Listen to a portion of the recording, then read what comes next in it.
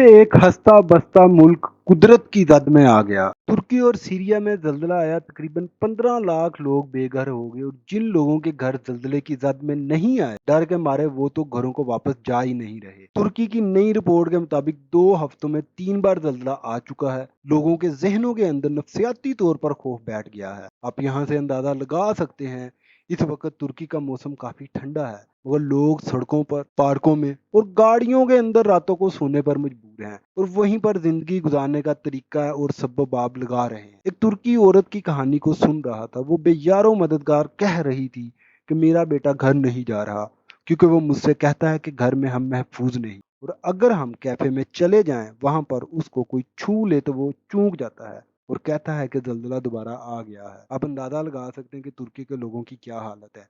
एक और लड़की का इंटरव्यू देखा तो वो कह रही थी, पिछले 2 हफ्तों से मैं टेंट में रह रही हूँ और रात को गाड़ी में सोती हूँ। हत्ता कि ये होटल हमारे लिए खुला हुआ है। मेरा घर ज्यादा तबाह भी नहीं हुआ मगर घर जा नहीं सकती हूँ और सर्दी के मौसम में सड़क पर, टेंट में और गाड़ी में गुजारा कर रही हूँ। हत्ता कि मेरे 2 बेटे भी मेरे साथ हैं।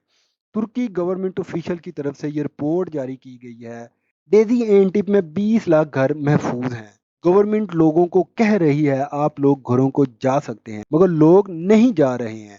एक फैमिली का इंटरव्यू सुना तो वो कह रहे थे, तुर्की गवर्नमेंट अथॉरिटी की तरफ से उन्होंने मुझे कहा है कि आपका घर 95% तक सही है। उन्होंने पूरे घर को मार्क भी किया है मगर हम को यकीन नहीं, और हम तो बिल्डिंग की 9वीं मंजिल में रहते हैं और सोशल मीडिया के मुताबिक और उसके ऊपर और ज्यादा जल्जले आने की पेशन गोई दी गई है।